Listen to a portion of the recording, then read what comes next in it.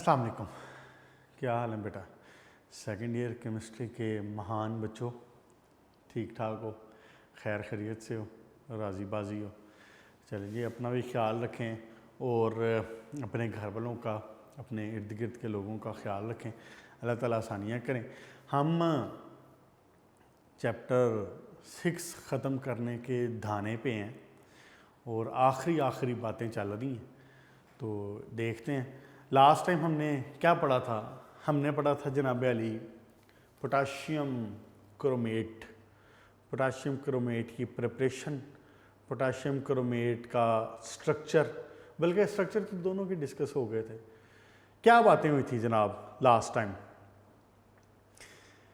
हमने कहा था कि क्रोमियम के दो अहम कंपाउंड हैं और इंडस्ट्रियली इम्पोर्टेंट हैं और हमारे इर्द गिर्द और ज़िंदगी में इस्तेमाल होते हैं।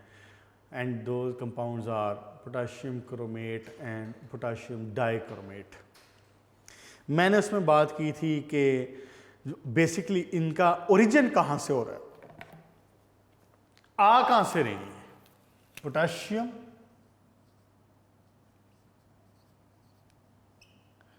पोटाशियम क्रोमेट कहाँ से आ रहे थे? ये बेसिकली ये आ रहे थे जनाब अली हाइड्रोजन क्रोमेट से, क्रोमिक एसिड से। और फिर जो दूसरा था H2Cr2O7, ये था डाइक्रोमिक एसिड। ये यहाँ से आ रहा है। बेसिकली क्या हो रहा था कि ये क्रोमेट है, ये डाइक्रोमेट है, क्रोमेट और डाइक्रोमेट,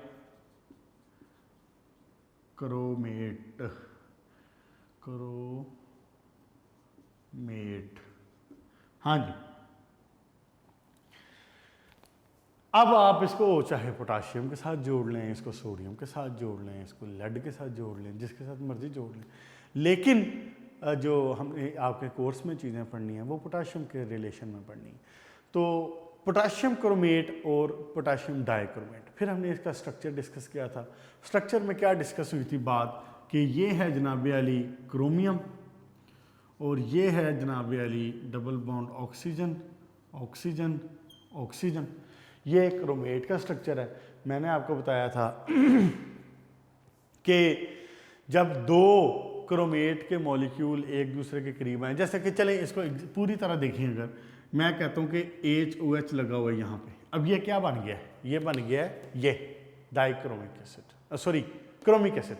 ये क्या बन गया? Chromic H2CrO4, H2CrO4।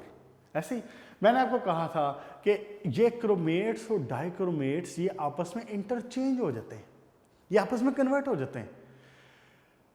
अगर मैं ये कह रहा हूं कि ये आपस में कन्वर्ट होते हैं, इट मीन्स कि when a solution is there, कि जिसमें ये क्रोमेट या डाइक्रोमेट मौजूद हो, तो they will be in the equilibrium form. क्या कहा मैंने?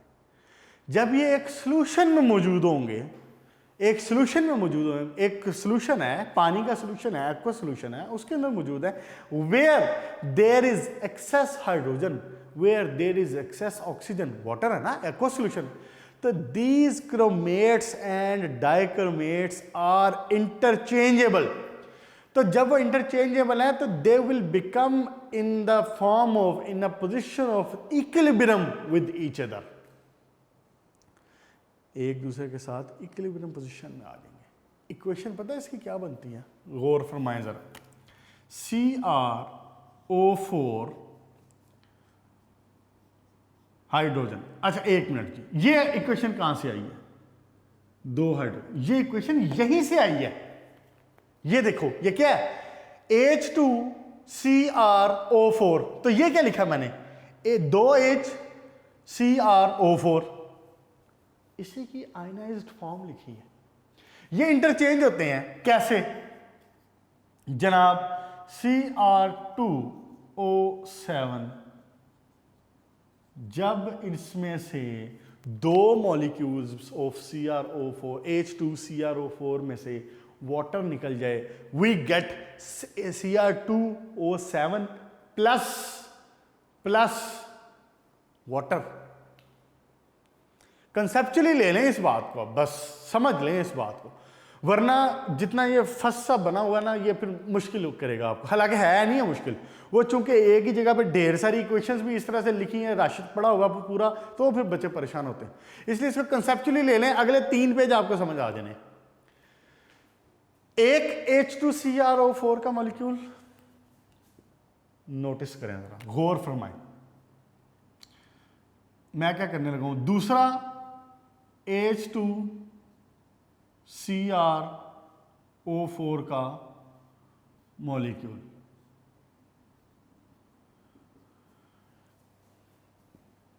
होगा क्या, इसमें से निकलेगा क्या, वाटर। ये देखें जरा, अगर मैं सिंगल वाली साइड यहां पे बनाऊं तो ज्यादा अच्छा नहीं है, ऐसे बनाता हूं, डबल वाला इधर करूं जरा और OH वाला इधर करूं। होना क्या, अब इसमें से निकलना है वाटर, बेसिकली इसमें से क्या निकलना है, वाटर। ये देखें, ये क्या हो गया, H2O हो गया, वाटर हो गया, ये निकला। इसी तरह इसका भी तो H2O निकलेगा। लेट्स से ये और ये क्या बन गया, H2O बन गया। तो अब ये आपस में कनेक्ट हो जाते हैं दोनों मॉलिक्यूल। गौर फरमा लें, अब इधर से भी वाटर निकल गया, इधर से भी वाटर निकल गया, अब ये दोनों थ्रू ऑक्सीजन कनेक्ट होंगे। अब मैं जो चीजें निकल गई ना फालतू वाली, उनको मिटाने लगा हूं ताकि जरा क्लियर हो जाए। ये देखें जरा, ये अब हुआ क्या, ये आपस में इसके साथ फिर कनेक्ट हो जाता है, ये आपस में इसके साथ कनेक्ट हो गया। अब क्या बन गया, इधर से ये भी निकल गया, ये वाला। अब क्या बन गया पीछे, ये बन गया Cr2, एक Cr, दूसरा Cr, Cr2O7, 3 और 3 6 और एक ऑक्सीजन। निकला क्या, वाटर। इस तरह क्रोमेट और dichromate in the form of equilibrium रहते हैं इन अ सॉल्यूशन। शॉर्ट क्वेश्चन पूछता है, वो कहता है कि how chromate and dichromate exist in the equilibrium form in a solution. एक बात। दूसरी बात ये कह सकता है, जो इसकी पहली लाइन है पेज नंबर 112 पे, स्ट्रक्चर ऑफ क्रोमेट आइन में पहला देखें जरा, सेकंड पैराग्राफ की पहली लाइन, डायक्रोमेट और क्रोमेट शो सिमिलर प्रॉपर्टीज। तो ये कह सकता है कि why potassium chromate and potassium dichromate show similar properties. उसका जवाब भी यही होगा, नोट करो। अगर वो कहता है कि पोटेशियम क्रोमेट डाइक्रोमेट के सिमिलर प्रॉपर्टीज क्यों है, वहां पे भी यही आएगा पैराग्राफ, ये पैराग्राफ, ये वाली क्वेश्चन। और अगर वो ये कहता है कि हाउ यू कैन एक्सप्लेन कि जी chromate and dichromate ions exist in the form of equilibrium in the aqueous solution, उसमें भी यही बात आएगी। ये क्वेश्चन लिख दोगे। क्या हुआ है, क्रोमेट कन्वर्ट हुआ है डाइक्रोमेट में with the elimination of water. अब यहां पे एक आपका फर्स्ट ईयर का टॉपिक और one of the most favourite topic of yours, और वो है ली शैटलियर्स प्रिंसिपल, जिसको ली शैटलियर प्रिंसिपल भी कहते हैं। एक्चुअली ली शैटलियर प्रिंसिपल हम जनरली कह देते हैं, तो वो साइंटिस्ट का, जर्मन साइंटिस्ट था वो। तो आप अगर यूट्यूब पे भी जाके ली शैटलियर लिखें ना, तो आप उसकी प्रोनाउंसिएशन देखें, तो वो जर्मन में उसको पढ़ने का जो तरीका है वो ली शैटलियर्स है। तो ली शैटलियर्स प्रिंसिपल या ली शैटलियर्स प्रिंसिपल। अच्छा भारत, उसमें आपने, मैंने कहा अभी वो साइंसदान की रूह को तकलीफ ना होती हो ना कि हम उसका नाम गलत लेते हैं। अच्छा, मैं ये कह रहा था कि वहां पे आपने एक बात पढ़ी थी, जो आपने इक्विलिब्रियम के बारे में उसने आपको बताया था। वो क्या था, वो कहता था कि अगर आप चेंज इन द कंसंट्रेशन करेंगे at the equilibrium, if you disturb a system at its equilibrium, system will move in the direction so that to minimize the effect of that disturbance।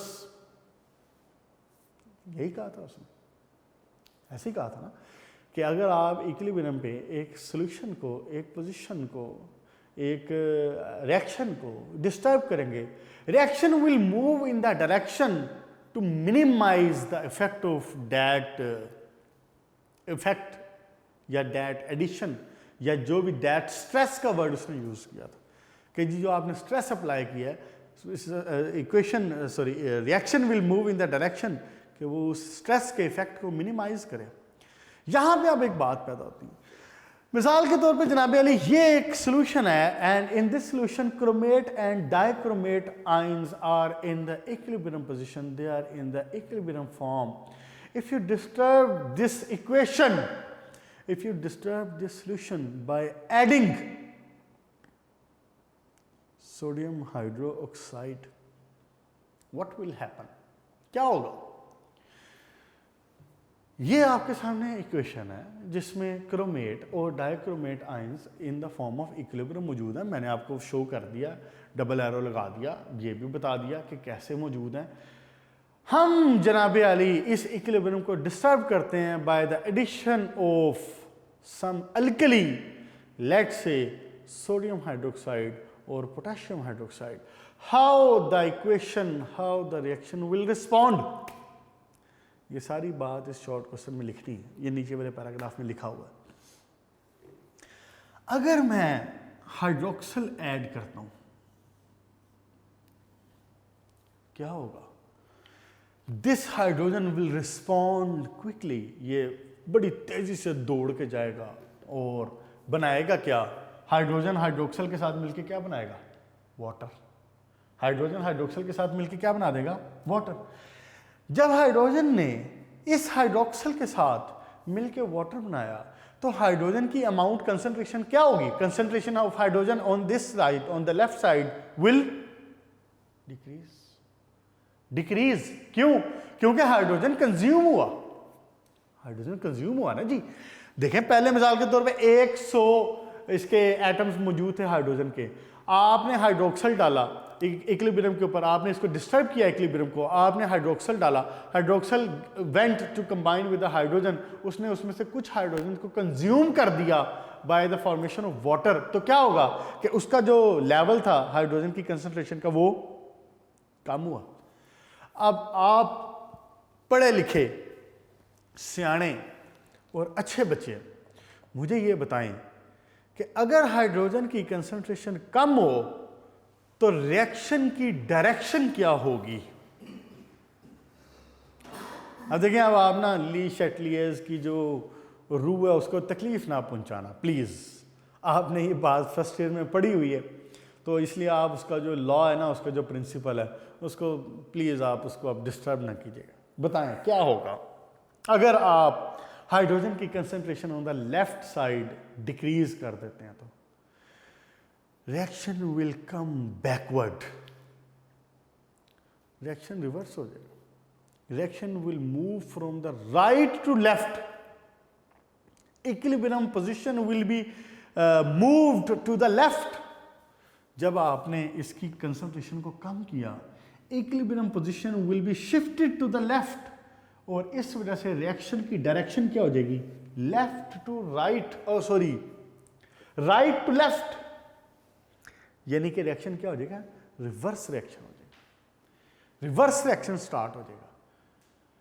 जब अल्लाह भला करे इस रिएक्शन में reverse reaction होगा तो अब असल काम की बात पे आए कि आपको उस सॉल्यूशन के अंदर क्या चीज ज्यादा मिलेगी?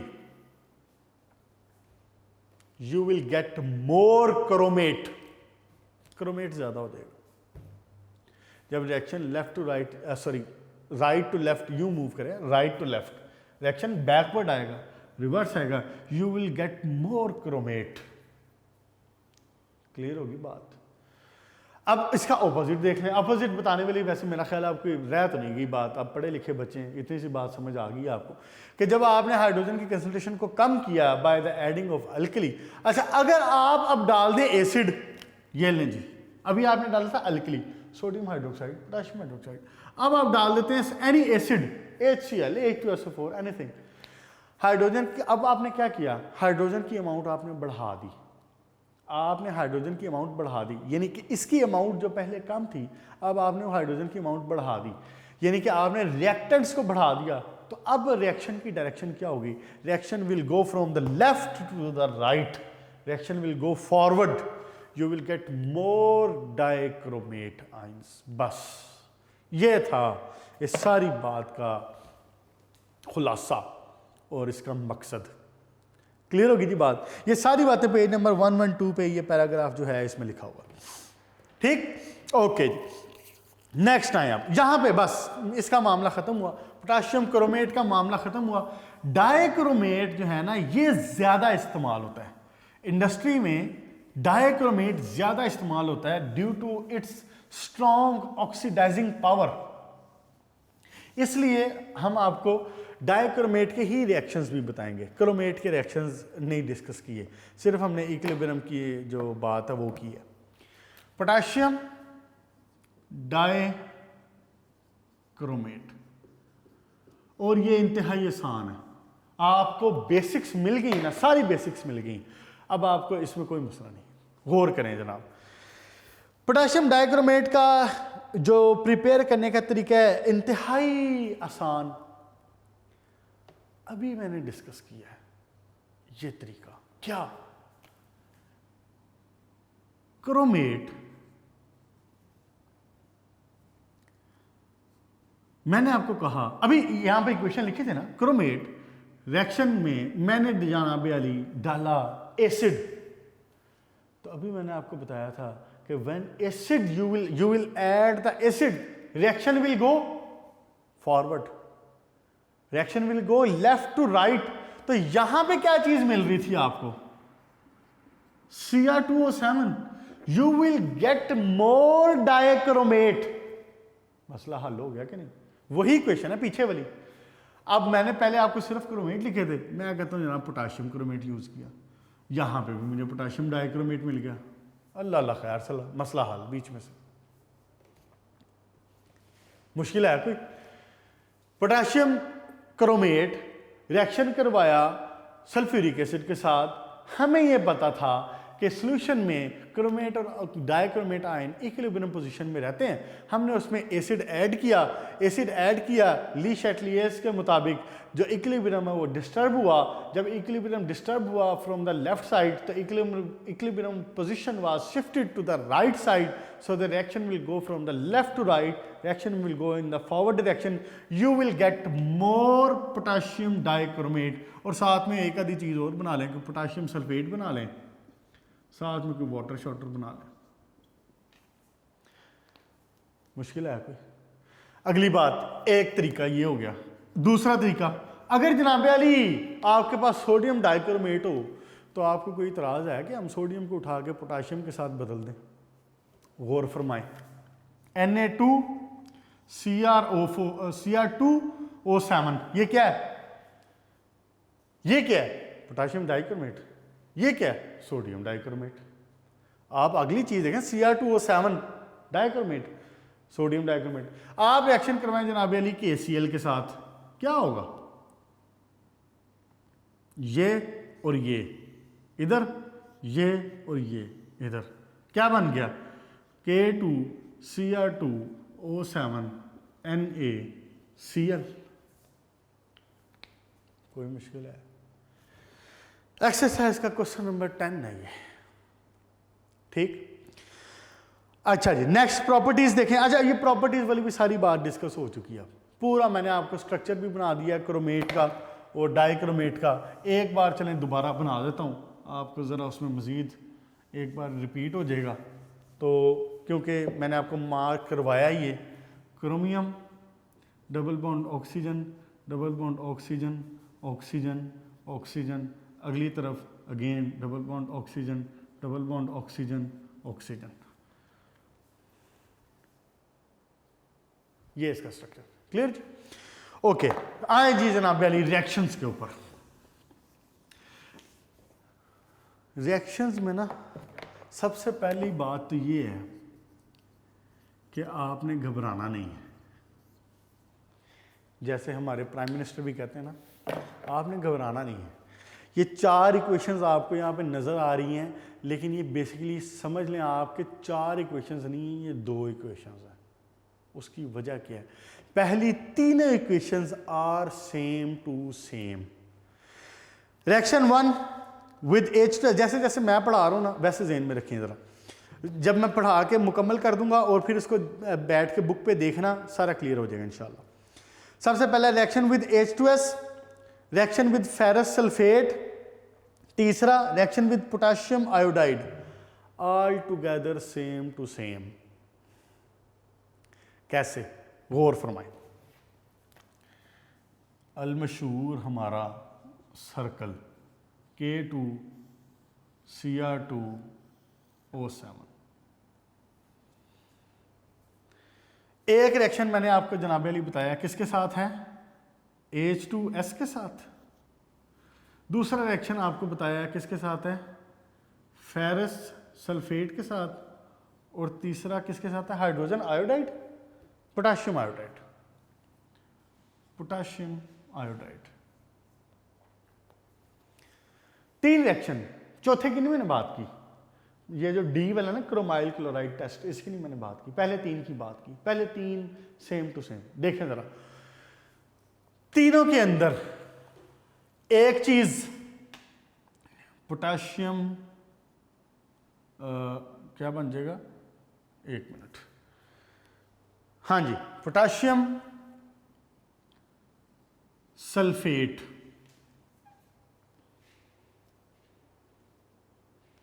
Next potassium sulphate. 1 मिनट, मैं इसमें गलती कर रहा हूं कोई। हाँ जी, नहीं ठीक है, पोटाशियम सल्फेट। क्यों? मैं थोड़ा सा कंफ्यूज इसलिए हो रहा था, ये प्रेजेंस किसकी प्रेजेंस में हो रहा है रिएक्शन? साथ में H2SO4 की प्रेजेंस में। हाँ जी, अब ठीक है, H2SO4 की प्रेजेंस में रिएक्शन तीनों दोबारा देख लें जरा, नोटिस कर लें क्या कह रहा हूं मैं।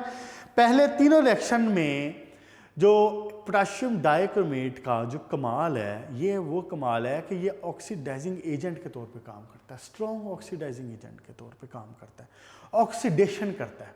खुद क्या होगा? खुद रिड्यूस होगा। पहले तीनों रिएक्शन सेम है। किसके साथ रिएक्शन है? H2S के साथ, आयरन सल्फेट के साथ, पोटाशियम आयोडाइड के साथ। किसकी प्रेजेंस में? सल्फ्यूरिक एसिड की प्रेजेंस में। तीनों के अंदर potassium sulphate, potassium sulphate, potassium sulphate. अगली बात देखें, क्रोमियम सल्फेट, क्रोमियम सल्फेट 3, 2 इधर और 3 इधर। सल्फेट की 2 वैलेंसी, क्रोमियम की 3 वैलेंसी। क्रोमियम सल्फेट तीनों के अंदर सेम। उसके बाद तीसरी चीज सेम क्या है? Water, water, water. हाँ जी, मैंने आपको बताया कि तीनों रिएक्शन सेम है। पहले तीनों रिएक्शन H2S के साथ, पोटाशियम आयोडाइड के साथ, और तीसरा कौन है भाई साहब? आयरन सल्फेट के साथ, फेरस सल्फेट के साथ। तीनों रिएक्शन सेम है। मैंने क्या किया है? मैंने आपको बता दिया तीनों के प्रोडक्ट भी same. Potassium sulphate, chromium sulphate, water, potassium sulphate, chromium sulphate, water, potassium sulphate, chromium sulphate, water. मुश्किल है कोई? अब जो तीसरा प्रोडक्ट है ना, सॉरी चौथा प्रोडक्ट है, वो थोड़ा सा डिफरेंट है, वो ज़हन में रख लें। क्या? इसके केस में है जनाब अली वो सल्फर, इसके केस में है वो फेरिक सल्फेट। 3, 2 इधर और 3 इधर।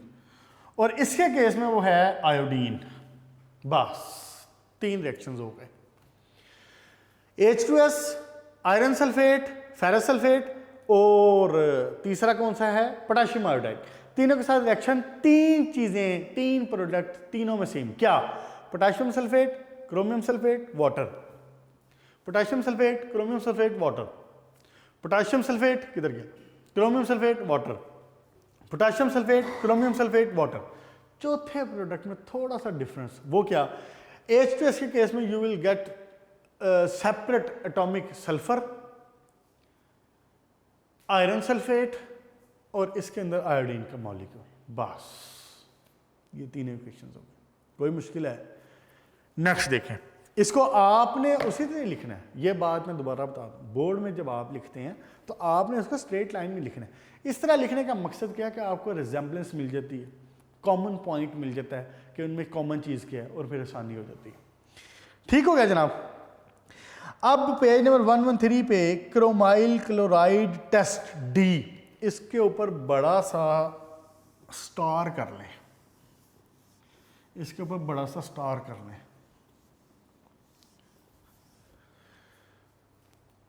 Important short question by name. जितने भी आपकी बुक में बाय नेम रिएक्शन है ना, ये सारे इंपॉर्टेंट है, सब पूछ लेता है। अच्छा एक बात, H2S का रिएक्शन जैसे इसने बुक में लिखा है, ये भी एक बार लिख के बता दूं। वैसे उम्मीद है कि अच्छे बच्चों को, पढ़े लिखे बच्चों को समझ आ गई होगी। एक बार मैं दोबारा बता भी देता हूँ। ये देखें जरा, ये वाला H2S वाला जो पेज नंबर 112 के लास्ट पे है, चीज़ वही जो मैंने बताई है, लेकिन ये 2 स्टेप्स में रिएक्शन शो कर रहा है। पोटाशियम Cr2O7 H2SO4 के साथ रिएक्शन, और बनाएगा क्या, ये बनाएगा जनाब potassium sulphate, chromium sulphate, Cr3 इधर और 2 इधर, और साथ में एटॉमिक ऑक्सीजन। ये जो अगला कमाल होता है ना, ये बेसिकली इस एटॉमिक ऑक्सीजन का। ये एटॉमिक ऑक्सीजन क्या करती है, ये अटैक करती है। अब मैंने एक्चुअल जो आपका था H2S के साथ रिएक्शन शो किया था, अब मैंने वो लिखा, इंट्रोड्यूस करवाया। सिर्फ क्या किया, 2 स्टेप्स में बताया और कुछ भी नहीं। H2S एटॉमिक ऑक्सीजन के साथ ये बना देगा वाटर और जनाब अली एटॉमिक सल्फर। ये जब ओवरऑल रिएक्शन लिखें तो आपको पता है जो चीज़ राइट हैंड साइड पे हो, अगर वो लेफ्ट पे भी हो तो हम उसको नहीं लिखते हैं, बाकी सारा तो सेम है। K2Cr2O7 H2SO4 की मौजूदगी में रिएक्शन हुआ H2S के साथ, यू गॉट, क्या बताया था मैंने, potassium sulphate, chromium sulphate, water, आखिरी चीज़ क्या थी, सल्फर। क्लियर जी? ठीक है जनाब। क्रोमाइल क्लोराइड टेस्ट पे आए, इंपॉर्टेंट शॉर्ट क्वेश्चन। क्या ये इंपॉर्टेंट शॉर्ट क्वेश्चन है, बड़ा आसान सा, कोई मुश्किल नहीं है इसमें कुछ भी नहीं है। क्या होना क्या है बेसिकली, क्रोमाइल क्लोराइड टेस्ट। जी जनाब, एक्चुअली इसकी इंपॉर्टेंस थोड़ा सा अलग से पढ़ने की रीज़न ये है कि जो क्रोमाइल क्लोराइड, अभी मैं बताता हूँ कि क्रोमाइल क्लोराइड है क्या। क्रोमाइल क्लोराइड जब बनता है ना, ये स्ट्रॉन्ग ऑक्सीडाइजिंग एजेंट है, तो ये समटाइम इंडस्ट्री में इस्तेमाल होता है एज ऑक्सीडाइजिंग एजेंट। बस ये इसकी इंपॉर्टेंस है। अलग से इसको नाम दे देते हैं due to its product, chromyl chloride जिसको बोलते हैं। अच्छा जी, रिएक्शन में होना क्या, पोटाशियम K2Cr2O7 सल्फ्यूरिक एसिड की प्रेजेंस में रिएक्शन होगा NaCl के साथ। अब एक चीज़ जो याद रखने वाली है वो ये है कि इसके प्रोडक्ट क्या हैं, प्रोडक्ट इसके थोड़े से डिफरेंट हैं। एक चीज़ बनती है पोटाशियम हाइड्रोजन सल्फेट KHSO4, दूसरी चीज़ बनती है सोडियम हाइड्रोजन सल्फेट। देखो ना, पोटाशियम भी मौजूद है सल्फेट के साथ रिएक्शन, और लेकिन पार्शियल डीकम्पोजिशन होती है, पार्शियल उसकी वो होता है, रिएक्शन होता है, कंप्लीट नहीं होता। तो पोटाशियम हाइड्रोजन सल्फेट, फिर सोडियम भी मौजूद है तो सोडियम हाइड्रोजन सल्फेट। तीसरी चीज़ जो हमारे काम की चीज़ है CrO2Cl2, इसको बोलते हैं क्रोमाइल क्लोराइड। क्या बोलते हैं, क्रोमाइल क्लोराइड। और साथ में एक चीज़ आप बनाते हैं, वाटर। कोई चीज़ रह तो नहीं गई? हाँ जी, ठीक हो गया। मुश्किल है कोई इसमें? क्या रिएक्शन है, पोटाशियम डाइक्रोमेट का reaction with in the presence of sulphuric acid with NaCl converted to potassium hydrogen sulphate, sodium hydrogen sulphate, chromyl chloride, water. Chromyl chloride को क्रोमियम ऑक्सी क्लोराइड भी कहते हैं, अगर आप याद रखने के लिए, आसानी के लिए चाहिए दें, क्रोमियम ऑक्सी क्लोराइड। याद है ब्लीचिंग पाउडर जब पड़ा था CaOCl2, उस वक्त मैंने आपको बताया था इसको कैल्शियम ऑक्सीक्लोराइड भी कहते हैं। ठीक है, अच्छा जी, बस इतनी सी बात है इसमें। शॉर्ट क्वेश्चन के तौर पे बस ये क्वेश्चन जेन में रखनी है आपने। बैलेंस ज़रूर कर लीजिएगा साथ। यहाँ पे आ जाएगा 4, इधर आ जाएगा 6, इधर आ जाएगा 4 और 2, 4 और 2। ये आपको जो कष्ट है ना, ये आपको पेपर में बैठ के करना पड़ता है। यही असल मेन जो है ना इनऑर्गेनिक का मसला है, यही मेन मसला है बस थोड़ा सा। तो बहरहाल प्रैक्टिस कर लें। और जैसे मैंने आपको पहले बताया था कि जो इम्पोर्टेंट इस तरह के होते हैं उनकी इक्वेशंस को चलें याद कर लें, उनकी बैलेंसिंग को याद कर लें ताकि वहाँ पर टाइम ना ज़ाया हो। बस बेटा इसको इतना रखते हैं, इसको इतने रखते हैं आज। इंशाल्लाह ताला नेक्स्ट लेक्चर में, कल के लेक्चर में ये चैप्टर ख़त्म कर देंगे। आज हमने क्या पढ़ा है? आज हमने वो जो एक शॉर्ट क्वेश्चन इंपॉर्टेंट है क्रोमेट और डाइक्रोमेट की इंटर कन्वर्जन वाला, इक्विलिब्रियम में प्रेजेंट होने वाला, वो पढ़ा। फिर हमने पढ़ा पोटेशियम डाइक्रोमेट की प्रिपरेशन, फिर हमने पढ़े पोटेशियम डाइक्रोमेट के रिएक्शन। और रिएक्शन में 3 रिएक्शन तो मैंने आपको बता दिए हैं, सेम है। एक थोड़ा सा ये जो क्रोमाइल क्लोराइड वाला है ये अलग है, इसीलिए मैंने ये सर्कल में नहीं बनाया था, इसको अलग से लिख दिया, अलग से मार्क भी करवा दिया। इसको अच्छे तरीके से याद कर लें, लिख के प्रैक्टिस करें, इंशाल्लाह ताला आसानी होगी। अपना ख्याल रखें, गुड लक।